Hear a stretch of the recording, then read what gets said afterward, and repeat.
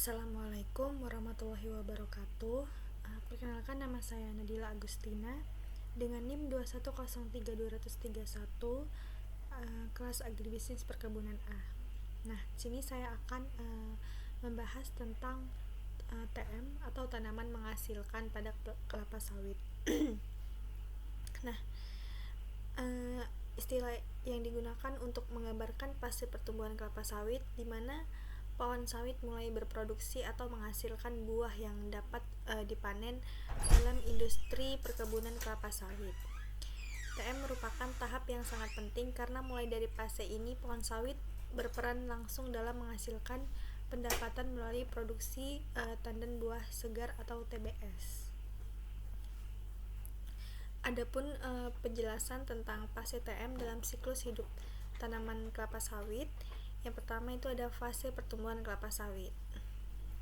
Tanaman kelapa sawit melalui beberapa fase utama dalam siklus hidupnya, mulai dari benih hingga dewasa, yaitu fase pembibitan. Pada fase ini kelapa sawit ditanam dalam pembibitan selama 12-14 bulan hingga tanaman mencapai ukuran tertentu dan siap dipindahkan ke lahan perkebunan. Fase tanaman belum menghasilkan atau TBM, setelah dipindahkan ke lahan, tanaman kelapa sawit memasuki fase TBM, di mana pertumbuhan vegetatif atau pertumbuhan batang, daun, dan akar berlangsung. Fase ini biasanya memakan waktu sekitar 3-4 tahun, tergantung pada kualitas bibit dan kondisi lingkungan. Dan ada fase tanaman menghasilkan atau TM setelah fase TBM. Tanaman kelapa sawit memasuki fase tanaman menghasilkan atau TM, di mana tanaman mulai menghasilkan buah yang dapat dipanen.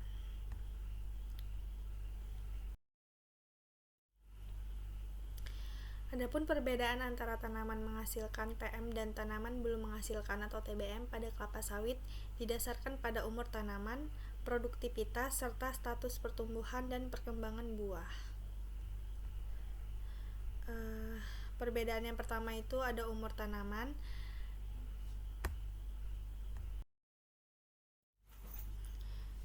Perbedaannya itu pada umur tanaman, tanaman belum menghasilkan atau TBM.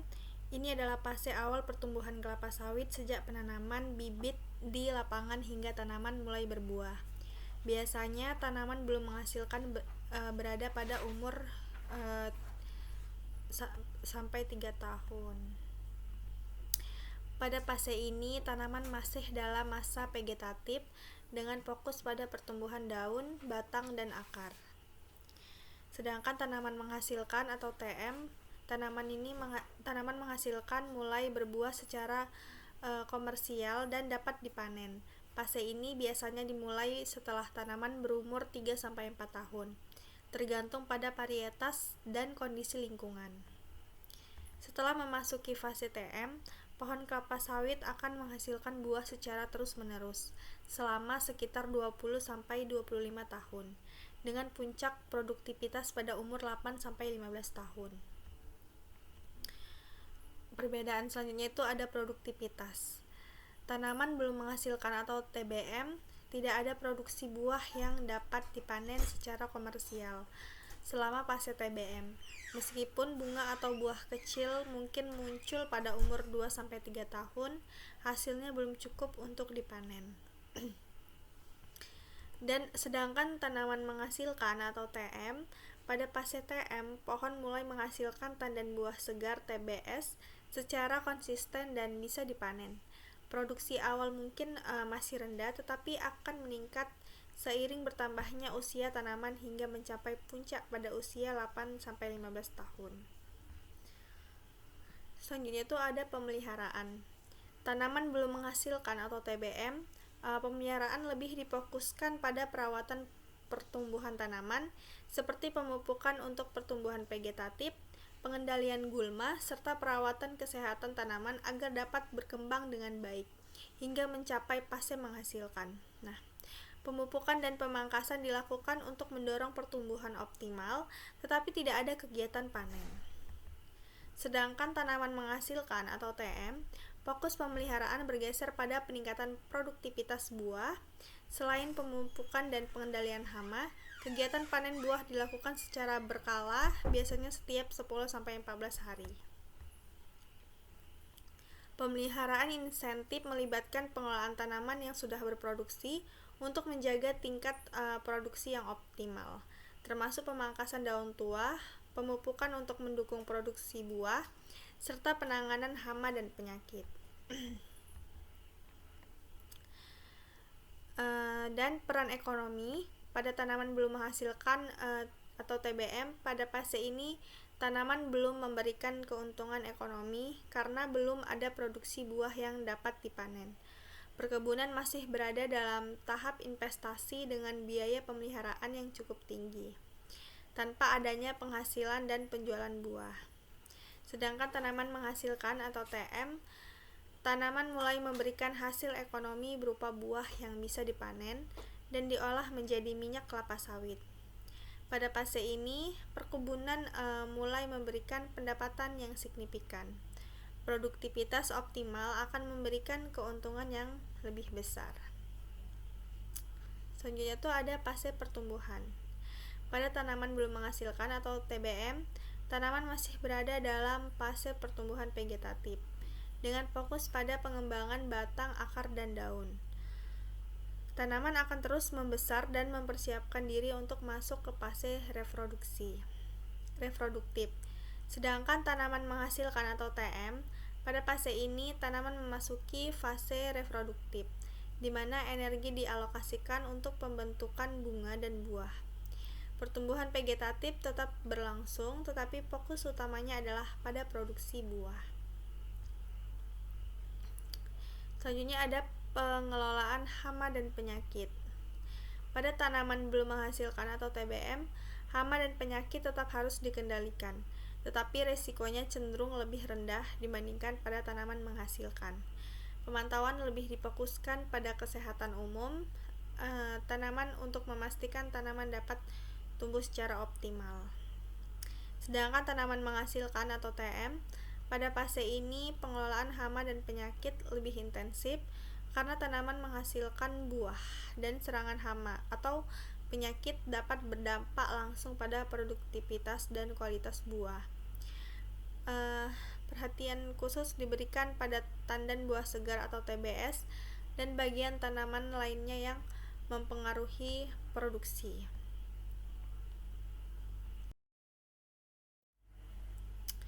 Tanaman menghasilkan atau TM pada perkebunan kelapa sawit dimulai setelah tanaman berusia sekitar 3-4 tahun sejak penanaman. Secara umum, terdapat 3 fase penting pada tanaman menghasilkan. Fase awal TM tahun ke-4 hingga ke-8. Pada fase ini produksi buah meningkat secara bertahap. Fase produktivitas puncak tahun ke-8 hingga ke-18. Produksi buah berada pada titik tertinggi. Fase menurun tahun ke-19 hingga ke-25-30. Produksi mulai menurun akibat faktor usia tanaman. Pemeliharaan tanaman menghasilkan atau TM mencakup berbagai kegiatan yang bertujuan untuk memaksimalkan produksi dan menjaga kesehatan tanaman agar tetap produktif selama masa hidupnya. Setiap aspek pemeliharaan dilakukan secara teratur dan terukur. Dalam pemeliharaan tanaman menghasilkan diberikan pemupukan. Pemupukan merupakan salah satu faktor kunci dalam menjaga kesehatan dan produktivitas tanaman. Kebutuhan pupuk berbeda-beda tergantung kondisi tanah, cuaca, dan usia tanaman. Adapun jenis pupuk pada tanaman menghasilkan yang diperlukan itu nitrogen, penting untuk pertumbuhan vegetatif daun dan batang. Fosfor meningkatkan sistem perakaran dan pembentukan buah. Kalium membantu pembentukan minyak dalam buah serta ketahanan tanaman terhadap penyakit.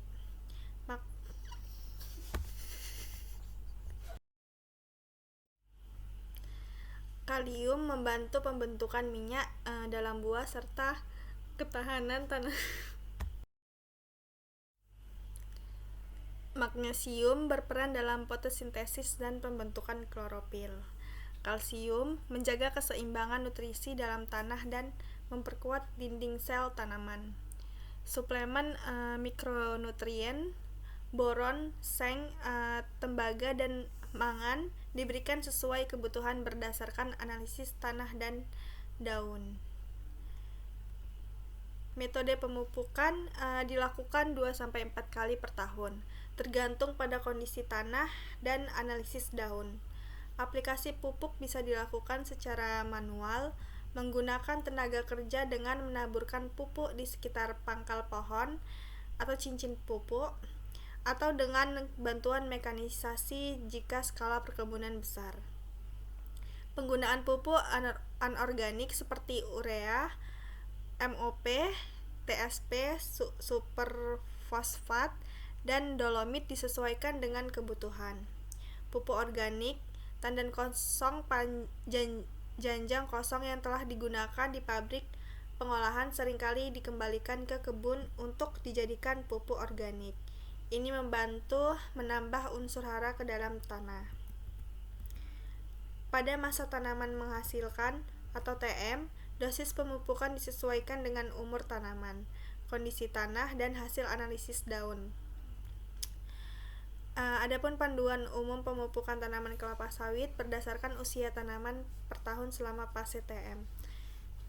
Umur 4-10 tahun atau awal TM itu nitrogen 1,5-2,5 kg per pohon per tahun, fosfor 0,3-0,6 kg per pohon per tahun dalam bentuk TSP, kalium 1,0-3,5 kg per pohon per tahun dalam bentuk MOV, magnesium 0,5-1,0 kg per pohon per tahun dalam bentuk dolomit atau kieserit, kalsium 1,0-2,0 kg per pohon per tahun dari dolomit. Suplemen mikronutrien bergantung pada hasil analisis tanah dan daun. Biasanya diaplikasikan dalam jumlah kecil. Boron 50-150 gram per pohon. Seng 50-100 gram per pohon. Pada umur 10-20 tahun atau produktivitas maksimal yang dibutuhkan itu pada pupuk nitrogen 2,0-3,0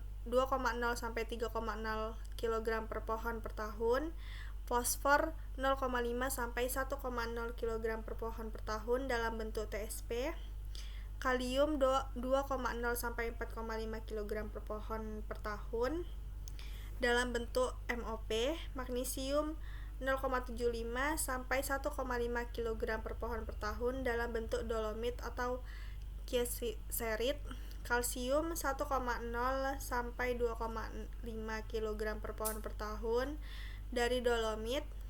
Suplemen mikronutrien tetap mengikuti hasil analisis daun dan tanah.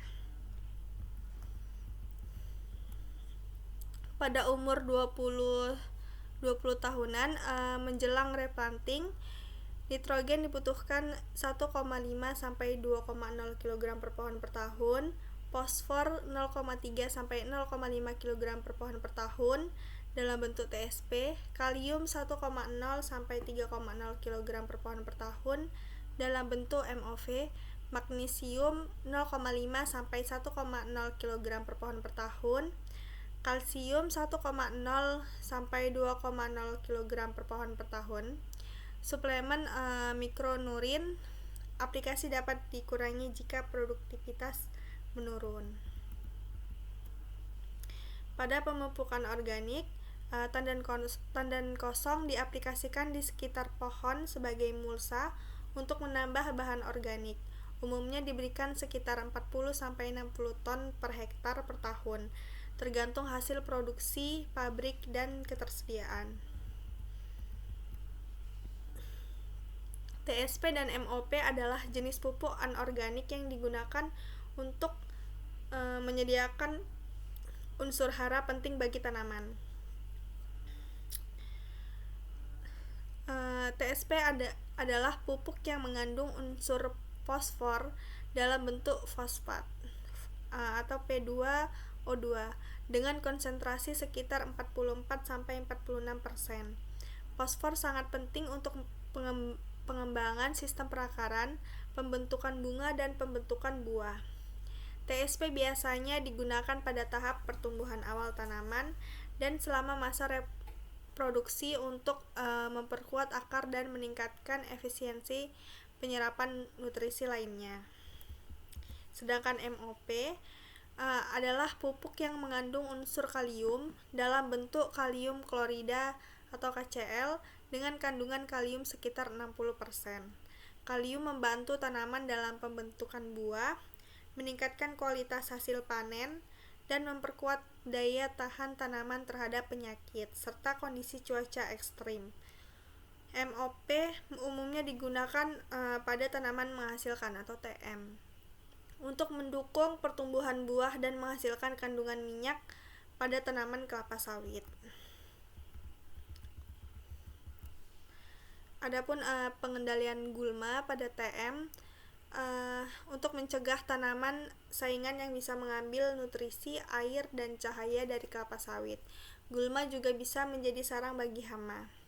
Metode pengendalian gulma manual, penyiangan menggunakan sabit atau alat mekanis, kimia, penggunaan herbisida seperti paraquat dan glifosat untuk membunuh gulma di sekitar tanaman sawit. Pengendalian gulma secara kimia menggunakan herbisida untuk mengendalikan gulma secara efektif, terutama di sekitar piringan pohon atau area sekitar pangkal pohon kelapa sawit. Penggunaan herbisida diukur berdasarkan dosis per hektar. Jenis herbisida dan dosis. Paraquat herbisida kontak. Fungsinya untuk membunuh gulma, daun lebar, dan rumput-rumputan secara cepat dengan cara kontak langsung. Pengaplikasiannya digunakan 2-3 kali per tahun, tergantung pada tingkat pertumbuhan gulma. Paraquat diaplikasikan di sekitar piringan atau jalur jalan pada tanaman berumur muda dan dewasa. Selanjutnya glifosat atau herbisida sistemik, berfungsi untuk membunuh gulma, daun lebar, dan rumput hingga ke akar dengan cara sistemik, diserap oleh tanaman dan mematikan seluruh bagian. Pengaplikasiannya biasanya digunakan 2-3 kali per tahun, tergantung pada kondisi gulma. Dosis yang lebih tinggi dapat digunakan jika gulma sudah parah. Glifosat efektif dalam membersihkan area sekitar piringan pohon atau jalur di antara barisan tanaman. Selanjutnya metsulfuron metil atau herbisida sistemik selektif, berfungsi sangat efektif terhadap gulma, daun lebar, dan semak, serta beberapa spesies rumput. Pengaplikasiannya biasanya digunakan 1-2 kali per tahun, terutama di area dengan investasi gulma, semak, dan rerumputan yang lebih kuat. Selanjutnya aminofiralit atau herbisida sistemik, berfungsi sangat efektif untuk mengendalikan gulma keras seperti semak dan perlu yang sulit diberantas oleh herbisida biasanya. Pengaplikasiannya digunakan 1-2 kali per tahun pada area dengan investasi gulma semak berat. Frekuensi aplikasi berdasarkan umur tanaman.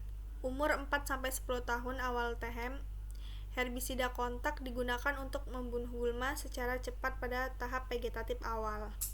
Paraquat 20%, 1,5-2,5 liter per hektar per aplikasi.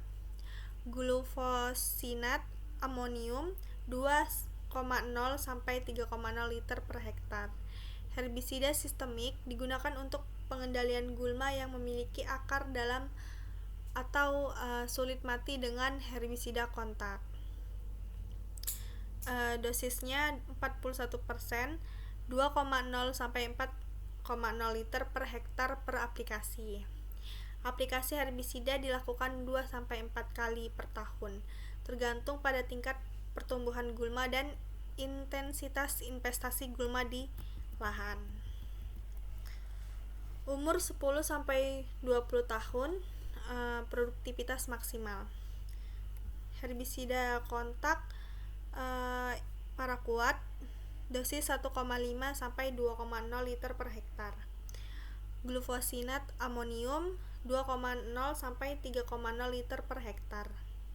Herbisida sistemik, glifosat 3,0-4,5 liter per hektar, tergantung pada kondisi gulma, serta penggunaan herbisida kimia harus disesuaikan dengan kondisi pertumbuhan gulma. Pada umur ini, gulma cenderung lebih mudah dikendalikan karena kanopi pohon kelapa sawit mulai lebih rapat dan mengurangi cahaya yang sampai ke tanah, sehingga menghambat pertumbuhan gulma. Umur 20 ke atas, menjelang replanting, herbisida kontak pada paraquat dibutuhkan 1,0-2,0 liter per hektar. Glufosinat amonium 1,5-2,5 liter per hektar. Herbisida sistemik, glifosat 2,0-3,5 liter per hektar, tergantung pada kondisi gulma dan jenisnya. Penutup tanah atau cover crops, legum penutup tanah atau LCC seperti Mucuna bracteata sering digunakan untuk menekan pertumbuhan gulma, sekaligus memperbaiki kesuburan tanah melalui penambahan nitrogen. Setelah itu dilakukannya pemangkasan daun. Pemangkasan daun dilakukan untuk memudahkan pemanenan dan menjaga tanaman agar tetap produktif. Frekuensi pemangkasan biasanya dilakukan 2-3 kali per tahun, tergantung jumlah daun mati atau rusak. Metode pemangkasan, daun dipangkas menggunakan egre atau alat pemotong daun khusus. Daun yang sudah mati dan kering diletakkan di sekitar pangkal pohon untuk mempertahankan kelembapan tanah. Manfaat dari pemangkasan untuk mempermudah panen. Daun yang terlalu banyak atau terlalu panjang dapat menghalangi akses ke tandan buah, mengurangi hama. Daun yang mati dan kering dapat menjadi sarang hama, menjaga produktivitas pohon. Daun tua yang tidak lagi efektif dalam fotosintesis perlu dipangkas untuk memberi ruang bagi pertumbuhan daun muda yang lebih produktif. Metode pemangkasan, daun yang dipangkas adalah 2-3 pelepah terendah setiap kali panen atau sesuai dengan kebutuhan. Daun yang dipangkas kemudian disusun rapi di barisan antara pohon untuk berfungsi sebagai mulsa alami dan mencegah erosi tanah. Pengendalian hama dan penyakit. Hama dan penyakit bisa sangat merugikan jika tidak dikelola dengan baik. Pengendalian dilakukan dengan pendekatan terpadu. Hama yang biasanya muncul di TM ini ulat kantong atau Metisa plana. Ulat kantong adalah hama yang memakan daun tanaman kelapa sawit, mengurangi kemampuan fotosintesis dan menurunkan produksi. Ulat ini biasanya ditemukan pada daun muda di puncak tanaman. Cara pengendaliannya secara biologis, penggunaan musuh alami seperti parasitoid atau Matauria salabrosa dan predator Sicanus untuk mengurangi populasi ulat kantong. Secara kimia, pengaplikasian insektisida seperti deltametrin atau sivermetrin penyemprotan dilakukan saat investasi ulat kantong cukup tinggi. Pengendalian terpadu, pemantauan berkala atau monitoring terhadap populasi ulat kantong dan penggunaan insektisida hanya jika diperlukan. Selain itu, konservasi musuh alami di perkebunan juga penting untuk menjaga keseimbangan ekosistem.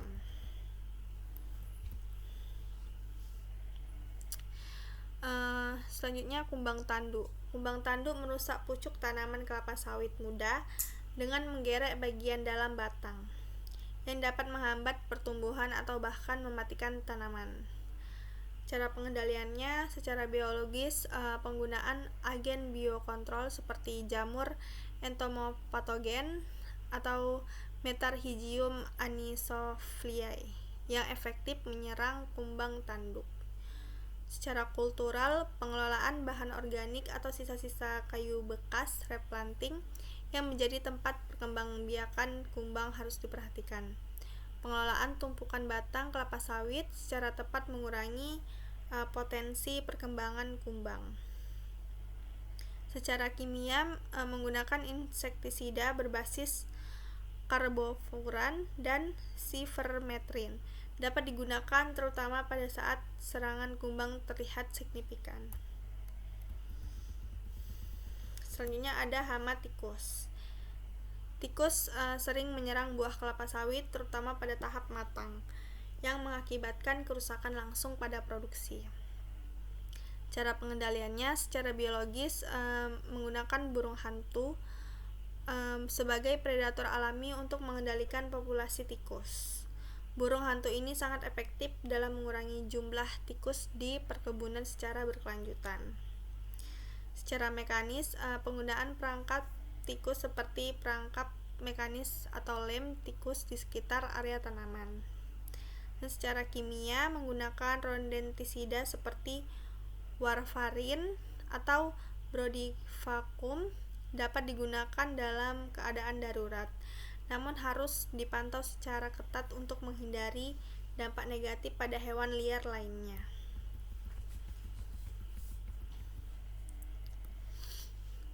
Adapun penyakit pada TM itu ada Ganoderma boninensa atau busuk pangkal batang. Ganoderma adalah penyakit jamur yang menyebabkan busuk pada pangkal batang kelapa sawit, yang dapat menyebabkan kematian tanaman. Penyakit ini menyebar melalui tanah dan material tanaman yang terinfeksi.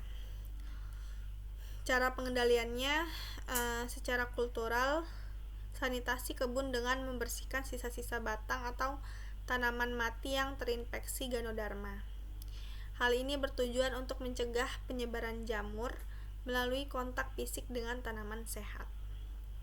Secara kimia, penggunaan fungisida seperti hexaconazole atau Trichoderma harzianum dapat diaplikasikan sebagai upaya pengendalian, namun hasilnya terbatas jika infeksi sudah parah. Trichoderma adalah agen hayati yang bekerja sebagai antagonis terhadap jamur Ganoderma, membantu dalam mencegah penyebarannya. Secara biologis, aplikasi jamur antagonis Trichoderma pada akar tanaman untuk mencegah perkembangan Ganoderma. Penanaman bibit yang tahan terhadap Ganoderma juga dianjurkan pada area yang sudah terinfeksi berat. Pengelolaan terpadu, pengawasan ketat melalui inspeksi rutin terhadap tanaman, terutama pada tanaman yang sudah berumur 10 tahun ke atas. Pemotongan dan pembakaran tanaman yang terinfeksi berat bisa menjadi tindakan terakhir untuk menghentikan penyebaran penyakit.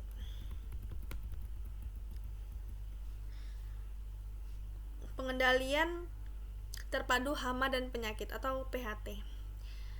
Pengendalian terpadu atau PHT melibatkan kombinasi metode pengendalian biologis, kultural, dan kimia untuk menekan populasi hama dan perkembangan penyakit dengan tetap menjaga keseimbangan ekosistem. Monitoring rutin terhadap hama dan penyakit di perkebunan serta penerapan strategi pengendalian yang berkelanjutan akan memberikan hasil yang lebih optimal.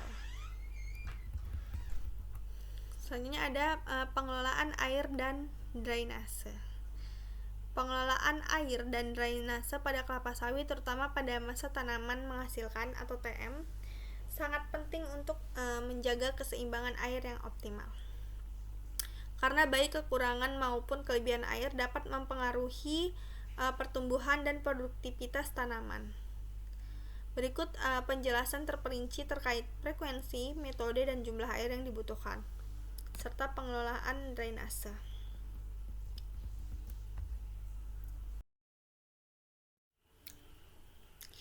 Selanjutnya, pengelolaan air. Kelapa sawit memerlukan curah hujan optimal antara 1.800 hingga 2.500 mm per tahun yang terdistribusi secara merata. Pada kondisi di mana curah hujan tidak mencukupi, seperti di musim kemarau, irigasi harus dilakukan untuk menjaga produktivitas tanaman. Irigasi pada musim kemarau, kebutuhan air per tanaman kelapa sawit memerlukan sekitar 130 sampai 150 liter air per hari per pohon pada musim kemarau, dengan asumsi musim kemarau berlangsung selama 3 sampai 4 bulan atau 120 hari. Total air yang dibutuhkan per pohon adalah sekitar 15.600 sampai 18.000 liter per tahun. Sistem irigasi yang digunakan irigasi tetes drip irrigation atau efisiensi karena air diberikan langsung ke akar tanaman dalam jumlah kecil tetapi terus-menerus. Irigasi ini meminimalkan pemborosan air terutama di lahan kering. Frekuensi dijalankan setiap hari selama musim kemarau. Irigasi sprinkle, air disemprotkan dalam bentuk tetesan kecil ke area sekitar tanaman atau meniru hujan. Frekuensi bergantung pada kekeringan. Irigasi sprinkle dilakukan 1 sampai 2 kali per minggu. Dengan total air yang diberikan per aplikasi adalah 3.000 sampai 4.000 liter per hektar. Frekuensi irigasi berdasarkan kondisi tanah. Lahan kering atau berpasir, irigasi diperlukan lebih sering dengan frekuensi 2 sampai 3 kali seminggu atau bahkan lebih. Lahan gambut atau tanah liat, lahan ini memiliki daya simpan air yang lebih tinggi, sehingga irigasi mungkin hanya diperlukan 1 sampai 2 kali per minggu selama musim kemarau. Pengelolaan drainase yang baik sangat penting untuk mencegah genangan air yang bisa menyebabkan kondisi anaerob atau kekurangan oksigen pada akar, menghambat pertumbuhan tanaman, dan memicu serangan penyakit seperti ganoderma. Sistem drainase di lahan gambut atau datar. Pada kedalaman dan lebar saluran di lahan gambut, saluran drainase harus dibuat dengan kedalaman 80 sampai 100 cm dan lebar 50 sampai 60 cm. Kedalaman ini cukup untuk memastikan air yang berlebih dapat dialirkan dari permukaan tanah. Di lahan datar non-gambut, kedalaman saluran drainase bisa lebih dangkal, sekitar 50 sampai 80 cm tergantung kondisi tanah dan curah hujan. Jarak antara saluran drainase. Umumnya jarak antara saluran drainase adalah 30 sampai 50 meter, tergantung pada topografi dan tekstur tanah. Frekuensi pembersihan dan pemeliharaan drainase. Pembersihan saluran drainase dilakukan setidaknya 2 kali per tahun, terutama sebelum dan setelah musim hujan, untuk memastikan saluran tidak tersumbat oleh lumpur, gulma, dan sampah organik lainnya. Pemeliharaan rutin, saluran harus dipantau setiap bulan untuk memastikan tidak ada genangan yang dapat menyebabkan pembusukan akar. Pengelolaan air di lahan berbukit, pembuatan terasering pada lahan miring. Terasering dibangun untuk memperlambat aliran air dan mencegah erosi. Saluran kontur, saluran drainase dibuat sejajar dengan kontur lahan untuk mengurangi kecepatan aliran air, mencegah erosi, dan mengarahkan air berlebih ke saluran utama. Penggunaan kolam penampungan atau water reservoirs, penampungan air hujan. Di beberapa perkebunan, kolam penampung air dibangun untuk menampung air hujan yang dapat digunakan selama musim kemarau. Kapasitas penampungan kolam ini biasanya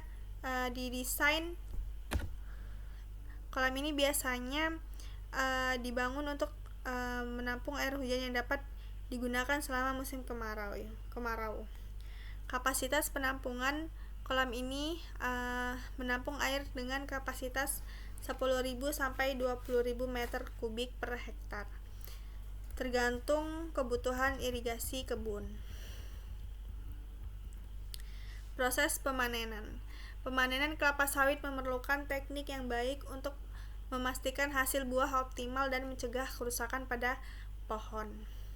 Kriteria kematangan buah atau tandan buah segar TBS harus dipanen pada saat buah sudah matang sempurna untuk mendapatkan hasil minyak yang maksimal. Indikasi kematangan warna buah berubah menjadi merah atau oranye terang. 5-10% brondolan atau buah kecil yang lepas dari tandan sudah jatuh di sekitar tandan. Kualitas buah jika dipanen terlihat terlalu awal, kandungan minyaknya belum maksimal. Jika terhambat dipanen, kandungan asam lemak bebas atau FFA meningkat, sehingga menurunkan kualitas minyak. Asam lemak bebas atau FFA atau free fatty acid adalah komponen yang berbentuk akibat pemecahan lemak atau minyak menjadi gliserol dan asam lemak. Dalam konteks minyak kelapa sawit, FFA mengacu pada jumlah asam lemak yang terpisah dari trigliserida dalam minyak sawit mentah atau CPO. Faktor-faktor yang meningkatkan FFA: buah sawit yang terlambat dipanen atau busuk, penanganan yang buruk selama pengangkutan, suhu dan kelembapan tinggi selama penyimpanan. Cara mengidentifikasi buah matang. Pemeriksaan visual oleh pemanen di lapangan. Pemanen terlatih akan mengamati tandan dan memutuskan waktu yang tepat untuk memotong tandan tersebut. Alat dan teknik pemanenan yang digunakan adalah egre atau alat serupa sabit yang dipasang di ujung galah panjang, dan dodos atau alat sabit pendek untuk pohon rendah. Langkah pemanenan: pemanen mengamati kematangan tandan dari bawah pohon. Jika tandan siap dipanen, egre digunakan untuk memotong tangkai tandan. Tandan yang jatuh dikumpulkan dan dimasukkan ke dalam keranjang atau gerobak. Brondolan yang jatuh di sekitar pohon juga dikumpulkan karena masih memiliki kandungan minyak yang tinggi. Frekuensi pemanenan biasanya dilakukan setiap 7-10 hari sekali, tergantung dari tingkat produksi pohon dan kematangan tandan. Semakin teratur frekuensi pemanenan, semakin baik kualitas buah yang diperoleh. Penanganan pasca pemanenan: setelah dipanen, tandan buah segar atau TBS harus segera dikirim ke pabrik untuk diolah menjadi minyak sawit mentah atau CPO. Membutuhkan transportasi. TBS harus diproses dalam waktu kurang dari 24 jam setelah panen untuk mencegah peningkatan kadar asam lemak bebas atau FFA. Pengolahan di pabrik: TBS direbus, dipipil, dan diekstraksi minyaknya. Proses ini melibatkan perebusan, pengepresan, dan pemurnian minyak. Siklus produktivitas dan replanting. Setelah mencapai usia 25-30 tahun, produktivitas tanaman kelapa sawit akan menurun.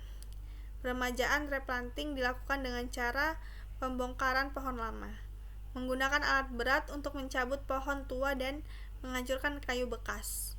Penanaman bibit baru, bibit unggul yang tahan penyakit dan berproduksi tinggi ditanam untuk menggantikan pohon lama. Adapun kendala dan tantangan pada tanaman menghasilkan atau TM.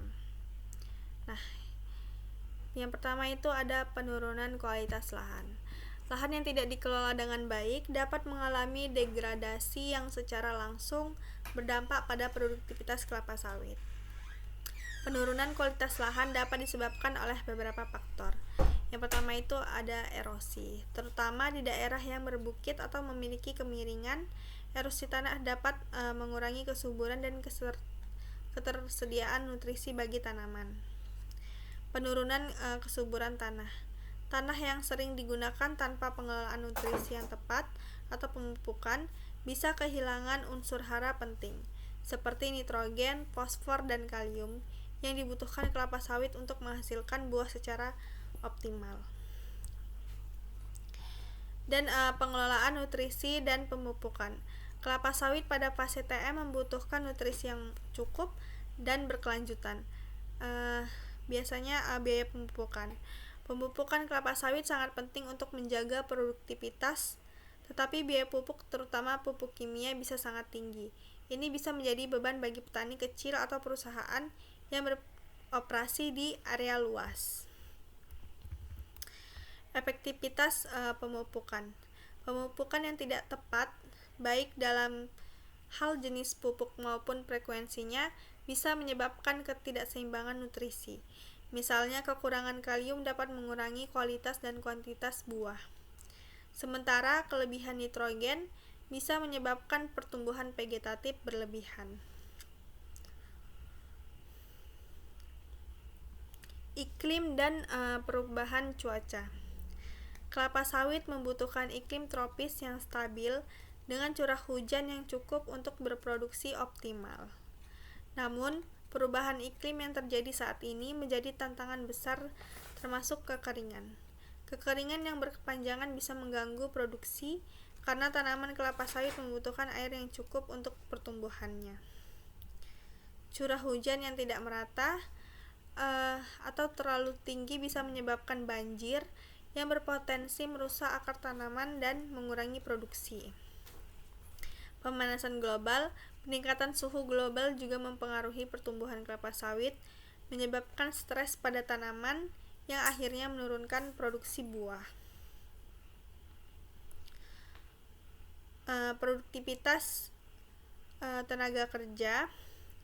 Produktivitas tenaga kerja merupakan salah satu faktor penting dalam keberhasilan fase TM. Beberapa tantangan terkait tenaga kerja di perkebunan kelapa sawit meliputi kekurangan tenaga kerja. Di beberapa daerah, kekurangan tenaga kerja terampil menjadi masalah utama dalam pengelolaan perkebunan, terutama dalam proses panen. Memanen TBS memerlukan keterampilan khusus untuk memastikan tandan dipetik pada saat yang tepat untuk menghasilkan minyak sawit dengan kualitas baik. Kualitas pemanenan. Panen yang dilakukan secara sembarangan, seperti memanen buah yang belum matang atau memotong tandan dengan tidak benar, dapat mengurangi produktivitas dan kualitas minyak yang dihasilkan.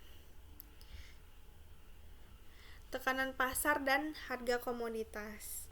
Harga minyak sawit mentah atau CPO di pasar internasional sangat fluktuatif, tergantung pada permintaan dan penawaran global. Beberapa tantangan terkait pasar dan harga adalah fluktuasi harga CPO. Harga CPO bisa dipengaruhi oleh berbagai faktor, termasuk permintaan global, kebijakan perdagangan internasional, dan perkembangan industri energi, terutama biodiesel.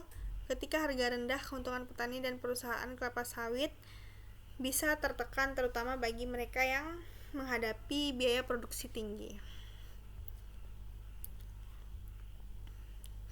Sertifikasi dan kebutuhan pasar global.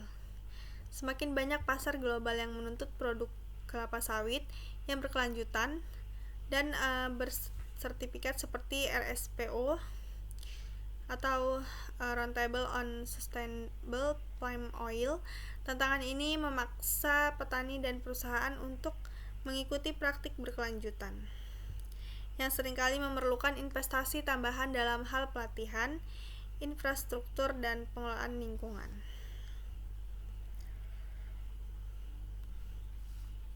Tantangan sosial dan lingkungan. Kelapa sawit sering menghadapi kritik terkait dampak lingkungan dan sosial yang ditimbulkan. Tantangan ini bisa mengganggu operasional perkebunan seperti isu deforestasi. Penanaman kelapa sawit sering dikaitkan dengan pembukaan lahan hutan yang bisa menyebabkan deforestasi dan kehilangan biodiversitas. Tekanan dari aktivis lingkungan bisa mempengaruhi izin pengembangan lahan baru dan penjualan produk. Konflik lahan dengan masyarakat lokal. Pengelolaan lahan yang kurang baik seringkali menyebabkan konflik dengan masyarakat lokal atau adat, terutama di daerah-daerah yang sensitif secara sosial. Selanjutnya, pengelolaan usia tanaman. Kelapa sawit mencapai puncak produksinya pada usia 8-15 tahun, tetapi setelah itu produktivitas tanaman akan mulai menurun. Tantangan bagi perkebunan adalah peremajaan tanaman. Ketika pohon mulai menua sekitar 20-25 tahun, produktivitasnya menurun dan perlu dilakukan peremajaan atau replanting. Proses peremajaan memakan biaya besar dan waktu yang lama, serta mengakibatkan lahan tidak produktif selama beberapa tahun hingga tanaman baru kembali menghasilkan. Sekian dari saya. Wassalamualaikum warahmatullahi wabarakatuh.